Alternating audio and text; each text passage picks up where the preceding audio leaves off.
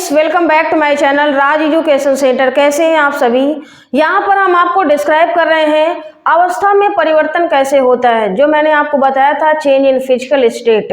तो यहाँ पर 8 ऐसे रीजन हैं, उन प्रोसेस को क्या कहते हैं। जब अवस्था में परिवर्तन हो जाता है भौतिक अवस्था में, तो उन प्रोसेस को क्या कहते हैं वो हमें जानना है। तो 8 ऐसे रीजन हैं, 8 ऐसे कारक हैं जो वो प्रोसेस में कन्वर्ट होते हैं। तो आइए देखते हैं किस तरह से हमें इसको जानना है। तो मैंने इसके जस्ट पहले वाले वीडियो में अभी आपको मैंने सारी डिटेल बताया भी था, उसको जाकर के आप वॉच करें। और किसी भी स्टूडेंट को कोई भी डाउट या कोई भी क्वेरीज है तो हमें कमेंट सेक्शन में जरूर शेयर करें। और जो भी बच्चों ने अभी तक हमारे चैनल को सब्सक्राइब नहीं किया है तो सब्सक्राइब जरूर कर लें, ताकि हम आपको नई नई बेस्ट इंफॉर्मेशन प्रोवाइड कर सकें। और ये थ्योरेटिकल पार्ट है, आपको क्लियर करना ही पड़ेगा। अगर आप सोचते हैं कि हम क्वेश्चन कर लेंगे, 1000 क्वेश्चन लगा लेंगे, तो इससे कोई बेनिफिट नहीं होने वाला है। केवल आप क्वेश्चन नहीं रट सकते हैं, थ्योरेटिकल पार्ट आपका क्लियर हो जाएगा तो आप किसी भी, चाहे वो आईएएस का भी एग्जाम क्यों ना हो, वो क्वालिफाई आप कर। ये मैंने एक फिगर बना रखा है, सॉलिड है और ये लिक्विड है, गैस है, प्लाज्मा है। यही मैंने कुछ स्टेट हैं जो कि बताया था। अब इनकी अवस्थाओं में परिवर्तन भी होता है, तो उस प्रोसेस को क्या कहते हैं। तो सबसे पहले समझते हैं कि ये सॉलिड है। अगर हम सॉलिड से लिक्विड में कन्वर्ट करते हैं, यानी कि वो क्या हो रहा है, मेल्टिंग हो रहा है, पिघलन हो रहा है। वो कैसे होगा वो भी देखते हैं। ये मैंने यहाँ पर लिख रखा है टेम्परेचर। यहाँ पर मान लेते हैं 0 डिग्री सेंटीग्रेड आपका टेम्परेचर है और ये धीरे धीरे बढ़ रहा है। ये टेम्परेचर आपका इस तरह से बढ़ता जा रहा है, बढ़ता जा रहा है। मान लेते हैं यहाँ पर 100 डिग्री सेंटीग्रेड आ जाता है। तो इस तरह से ये बढ़ते हुए आपका पहुंच जाता है। तो 0 डिग्री सेंटीग्रेड पर है, तब तक ये हमारा क्या है, आपका सॉलिड है। क्योंकि 0 डिग्री सेंटीग्रेड पर आपका ये जो पानी है वो क्या रहेगा, सॉलिड, यानी कि बर्फ में बना रहेगा। अब इसके बाद में जैसे जैसे हम टेम्परेचर बढ़ा रहे हैं, जैसे आप मोबाइल की ब्राइटनेस बढ़ाते हो, वॉल्यूम बढ़ाते हो, वैसे वैसे आप टेम्परेचर भी जब बढ़ाते हो तो क्या होता है कि सॉलिड से वो मेल्ट होकर के लिक्विड में आ जाता है। उसी प्रोसेस को हम क्या बोलते हैं, मेल्टिंग बोलते हैं दोस्तों। अब इसके बाद में लिक्विड आ गया, लिक्विड से हमने क्या किया, और टेम्परेचर हमने बढ़ाया। टेम्परेचर जैसे ही बढ़ाया तो वो क्या हो गया, वेपराइजेशन होने लगा, वहां पर वाष्पीकरण इसको बोलते हैं, इसी प्रोसेस को, जब लिक्विड से गैस में कन्वर्ट हो जाता है।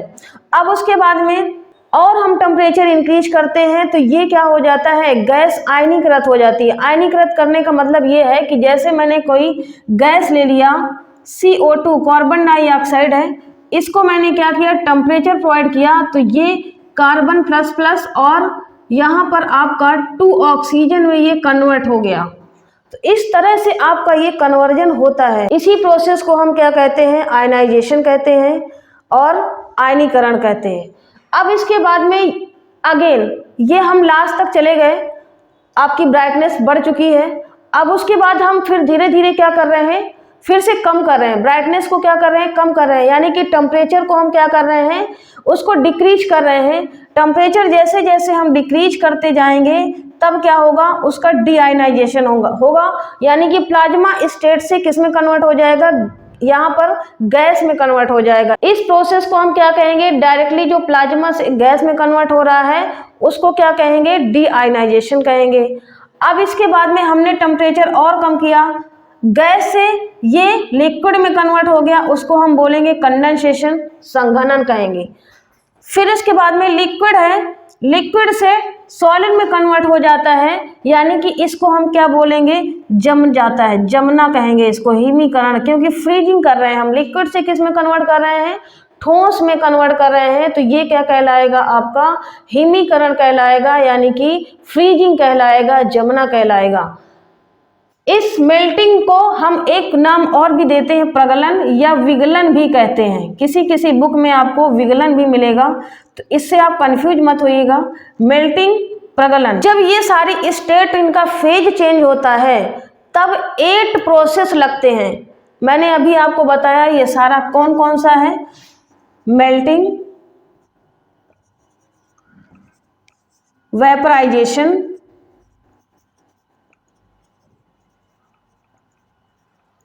तीसरा है आपका आयनाइजेशन,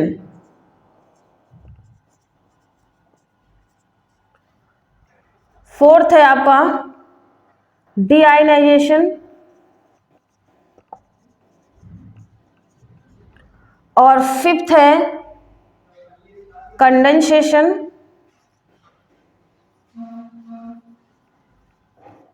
सिक्स है आपका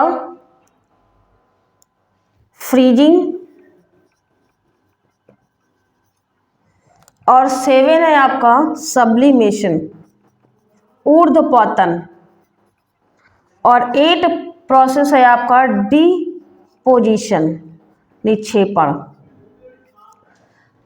अब ये सब्लिमेशन और डिपोजिशन कैसे होता है, देखिए जब हम सॉलिड से डायरेक्टली बिना लिक्विड में कन्वर्ट किए हुए अगर हम गैस में कन्वर्ट कर देते हैं, या टेम्परेचर हमारा इतना बढ़ जाता है कि वो डायरेक्टली क्या होता है, सॉलिड से गैस में कन्वर्ट हो जाता है, इसी को हम क्या कहते हैं, सब्लिमेशन कहते हैं, ऊर्ध्वपातन कहते हैं।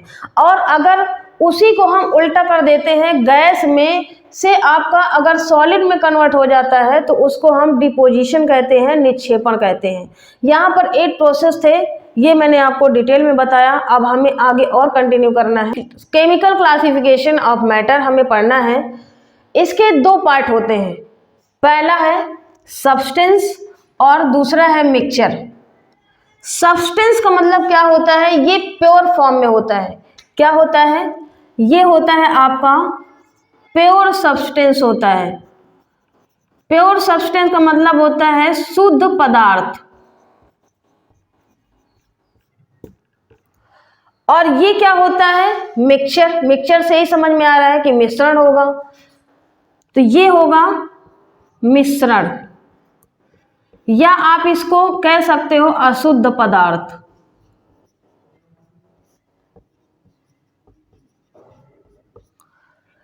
अब ये मैंने बताया कि सब्सटेंस के भी 2 पार्ट होते हैं। पहला होता है आपका एलिमेंट। एलिमेंट का मतलब है तत्व आपके कौन से हैं। अगला है आपका कंपाउंड, यानी कि यौगिक। इनको भी आपको डिटेल में पढ़ना है, क्योंकि एलिमेंट और कंपाउंड में बहुत सारे स्टूडेंट कंफ्यूज रहते हैं।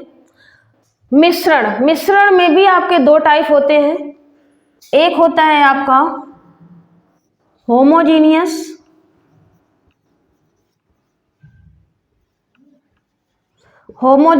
मिक्सचर। होमोजीनियस मिक्सचर को आप कह सकते हो समांगी मिश्रण। इसको बोलते हैं हेट्रोजीनियस मिक्सचर। हेट्रोजीनियस मिक्सचर, विषमांगी मिश्रण।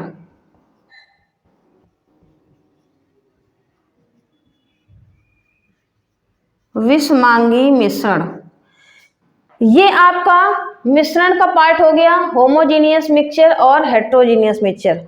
और भी होते हैं, कंपाउंड के भी 2 पार्ट होते हैं, एलिमेंट के भी 2 पार्ट होते हैं, इसको भी लिख लेते हैं। ये है आपका जैसे कि मेटल, एलिमेंट में मेटल आता है, नॉन मेटल, या इसको कहते हैं धातु, इसको बोलते हैं अधातु। और एक और होता है मेटेलॉइड, उपधातु इसको बोलते हैं। कंपाउंड भी 2 तरह का होता है, ऑर्गेनिक कंपाउंड,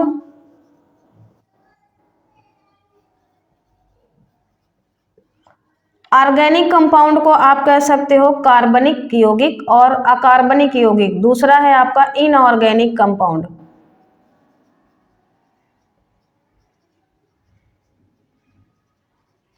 इनऑर्गेनिक कंपाउंड, कार्बनिक यौगिक और अकार्बनिक यौगिक।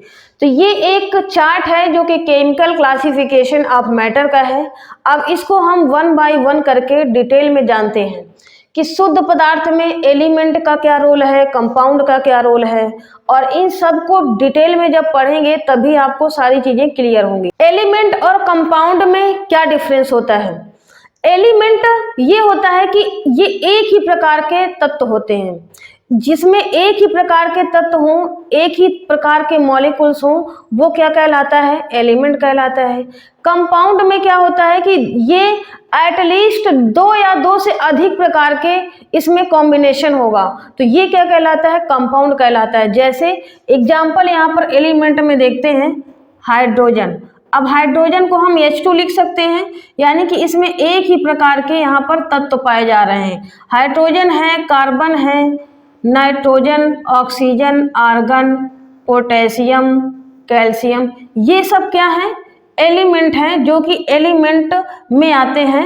और कंपाउंड में क्या आता है? कंपाउंड में जैसे मैंने लिख दिया CO2, ये क्या है? ये इसको आप मॉलिक्यूल्स बोल सकते हो। इसको क्या बोल सकते हैं हम? मॉलिक्यूल्स बोल सकते हैं, लेकिन हम इसको एलिमेंट्स नहीं बोल सकते हैं।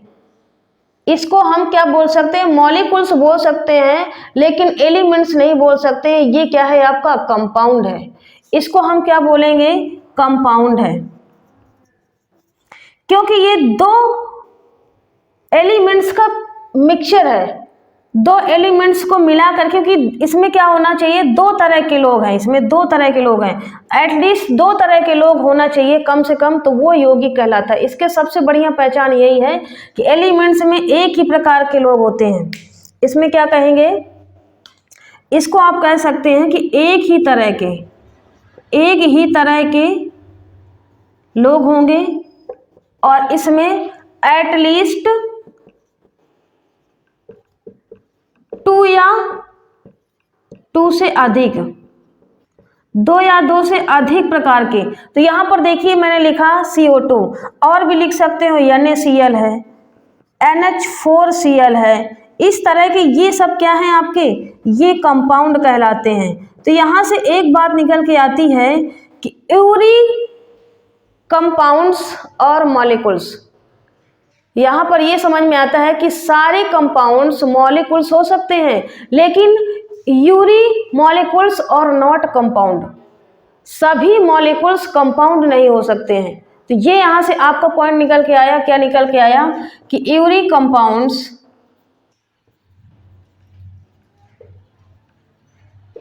और मॉलिक्यूल्स,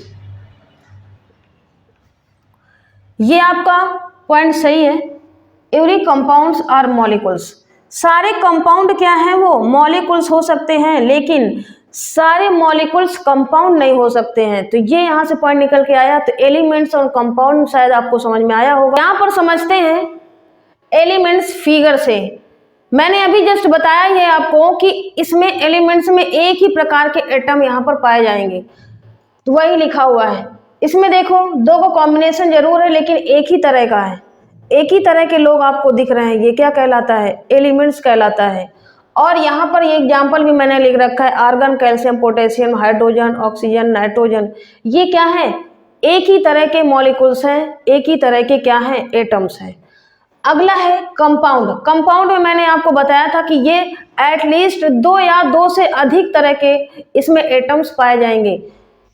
तो यहाँ पर देखिए ये 2 आपको अलग हैं। ये मान लेते हैं कार्बन के 2 अणु हैं, और ये ऑक्सीजन का 1 अणु है। ये ब्लू कलर का दिख रहा है, ये रेड कलर का दिख रहा है, ये देखिए। तो यहाँ पर एटलीस्ट 2 या 2 से अधिक प्रकार के एलिमेंट्स होंगे। यहाँ पर भी देखिए, तो ये फिगर से भी समझ सकते हैं आप कि कंपाउंड क्या कहलाता है, एलिमेंट्स में क्या डिफरेंस होता है। तो यूरी कंपाउंड्स आर कॉल्ड मॉलिक्यूल्स। यूरी कंपाउंड यानी कि प्रत्येक कंपाउंड आपका क्या हो सकता है? मॉलिक्यूल्स हो सकता है, लेकिन प्रत्येक मॉलिक्यूल्स आपका कंपाउंड नहीं हो सकता। इसके बाद मिक्सचर मैंने लिखा हुआ था। मिक्सचर मतलब क्या होता है? मिश्रण। मिश्रण में देखिए ये कई तरह के मॉलिक्यूल्स आपको नजर आ रहे हैं, कई तरह के आपको दिख रहे हैं। ये आपका क्या है? एलिमेंट्स है। ये आप कह सकते हो कि ये एलिमेंट्स है। होमोजीनियस कह सकते हो। होमोजीनियस में एक ही तरह का घोल रहता है। जैसे नमक और चीनी का हम अगर घोल करते हैं तो वो होमोजीनियस मिक्सचर कहलाता है। ये आपका क्या है? हेट्रोजीनियस मिक्सचर है। तो ये क्या है? एक तरह का मिक्सचर बन के आया। तो ये आपका मिक्सचर, इस फिगर से आपको ये समझ में आता है कि एलिमेंट्स और कंपाउंड में क्या डिफरेंस। यहाँ पर देखिए मिक्सचर। मिक्सचर मैंने अभी आपको जस्ट बताया है कि इसमें कई सारे कंपाउंड एलिमेंट्स का मिश्रण होता है। मिक्सचर से ही आप समझ सकते हो कि इसका दो टाइप है, इसको हम क्या बोलते हैं, मिश्रण बोलते हैं। इसके दो टाइप हैं, होमोजीनियस और हेट्रोजीनियस। होमोजीनियस मिक्सचर का क्या मतलब है, होमोजीनियस मिक्सचर का क्या मतलब है, समांगी मिश्रण। समांगी का मतलब होता है एक जैसा, एक जैसा इसमें घोल तैयार होगा, यानी कि इसी को हम बोलते हैं ट्रू सॉल्यूशन। क्या बोलते हैं, ट्रू सॉल्यूशन। एक जैसा घोल, जैसे मैंने एग्जाम्पल से आप समझ आते हैं, पानी है, पानी के साथ में हम नमक मिलाते हैं। क्या मिलाते हैं, नमक। इसमें मैंने क्या लिया, जल लिया, और जल में मैंने क्या किया, नमक डाला। अगर हम उसमें नमक ढोड़ेंगे तो क्या मिलेगा, क्या नहीं मिलेगा।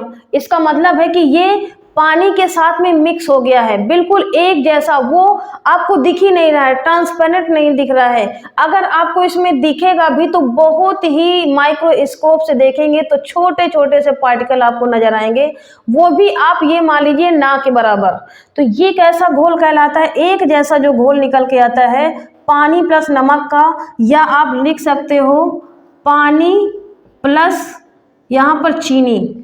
अगर हम चीनी को भी यहाँ पर मिक्स करते हैं तो ये भी आपका तैयार होगा। तो ये एक जैसा जो घोल होता है वो क्या कहलाता है, होमोजीनियस मिक्सचर कहलाता है।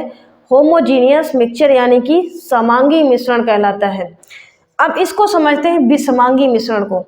विषमांगी मिश्रण में जैसे एग्जाम्पल यहाँ पर लेते हैं, इसमें मैंने लिया पानी मिलाया, और पानी के साथ में मैंने सैंड यानी कि बालू या मिट्टी आप मिलाते हो, तो ये कैसा मिक्सचर है, ये आपका हेट्रोजीनियस विषमांगी। ये अच्छे से आपका घुला नहीं है, ये एक तरह से एक जैसा घोल नहीं है, तो ये कैसा कहलाता है, हेट्रोजीनियस मिक्सचर कहलाता है। जैसे दूध और पानी को हम मिलाते हैं, क्या मिलाते हैं, दूध को और पानी को हम मिलाते हैं, तो ये कैसा तैयार होता है, ये भी आपका हेट्रोजीनियस मिक्सचर होता है। ये हेट्रोजीनियस मिक्सचर इसलिए क्योंकि अगर हम एक कंटेनर लेते हैं, उसमें पानी मिलाते हैं और दूध मिलाते हैं, इसको मिक्स करते ही कम नजर आएगा, कहीं आपको ज्यादा नजर आएगा, तो ये एक जैसा मिक्सचर नहीं हुआ, तो ये कैसा कहलाता है, हेट्रोजीनियस मिक्सचर कहलाता है। इसी को हम कहते हैं विषमांगी मिश्रण कहते हैं। यहां से एक चीज और समझ सकते हैं विषमांगी मिश्रण से, यहाँ पर जो साइज होता है जो होमोजीनियस में होता है वो 1 नैनोमीटर से भी इसका पार्टिकल का जो साइज होता है वो कम होता है, और यहाँ पर होगा इससे थोड़ा सा अधिक होता है। ये 1 नैनोमीटर से ये अधिक साइज होता है दूध, यानी कि इसकी जो मात्रा है वो हम इसमें कम मिला रहे हैं, इसमें दूध और पानी थोड़ा ज़्यादा मिला रहे हैं, यानी कि पानी में हम दूध थोड़ा ज़्यादा मिला रहे हैं। इसका मतलब क्या है कि ये 1 नैनोमीटर से इसका अधिक होगा साइज, इसका पार्टिकल साइज क्या होगा, इसका अधिक होगा, तो भी ये क्या कहलाता है, हेट्रोजीनियस मिक्सचर कहलाता है। अब जो चीज हम इसमें मिला रहे हैं, जो चीज हम इसमें मिला रहे हैं, जैसे हम क्या बोलते हैं, ये पानी है और ये नमक हम इसमें मिला रहे हैं, क्योंकि पानी में हमने कंटेनर यहाँ पर पानी लिया और इसमें हमने क्या किया, हमने थोड़ा सा नमक डाल दिया। तो जो हम मिला रहे हैं इसमें घोल रहे हैं, यानी कि इसके अंदर जो डिजॉल्व हो रहा है, जो इसमें गायब हो रहा है, वो क्या कहलाएगा। नमक हम इसमें मिला रहे हैं या चीनी आप इसमें मिलाते हो, तो इन सबको क्या बोलेंगे, हम सॉल्यूट बोलेंगे। सॉल्यूट का मतलब क्या होता है, विलेय, इसको हम बोलेंगे विलेय। और ये जिसमें हम मिला रहे हैं, जिसमें हम घोल रहे हैं, ये कंटेनर में जो पानी भरा हुआ है, इसको हम क्या बोलेंगे, सॉल्वेंट बोलेंगे। क्या बोलेंगे, सॉल्वेंट, यानी कि विलायक। इतना पॉइंट आपको बिल्कुल क्लियर होना चाहिए कि हम क्या कहते हैं कि नमक और पानी को जो मिलाते हैं, तो इसमें जब जो चीज हम गायब कर रहे हैं, जो इसमें डिजॉल्व कर रहे हैं, उसको हम क्या बोलेंगे, सॉल्यूट बोलेंगे, विलेय बोलेंगे। और इसके बाद जिसमें हम मिला रहे हैं, जिसमें हम घोल रहे हैं, उसको क्या बोलेंगे? सॉल्वेंट बोलेंगे। इससे क्वेश्चन भी बहुत बच्चे बोर्ड एग्जाम की तैयारी कर रहे हैं उनके लिए ये क्वेश्चन भी बहुत इंपॉर्टेंट होते हैं, क्योंकि इससे क्वेश्चंस भी बनते हैं। यहाँ पर ये सारी चीजें आपको क्लियर हो गई होंगी। अब हम आपको नेक्स्ट लेक्चर में मिलेंगे और डिटेल में और जानेंगे कि इसमें क्या डिफरेंस है और सस्पेंशन क्या होता है, कोलाइड क्या होता है, तो ये भी अभी हमें जानना है। तो यहाँ तक मेरा जो लेक्चर है वो कंप्लीट होता है। थैंक यू सो मच और wish you all the best. किसी भी स्टूडेंट्स को कोई भी डाउट या कोई भी क्वेरीज है तो हमें कमेंट सेक्शन में जरूर शेयर करें और ज़्यादा से ज़्यादा अपने दोस्तों को जरूर शेयर करें। Thank you so much, wish you all the best.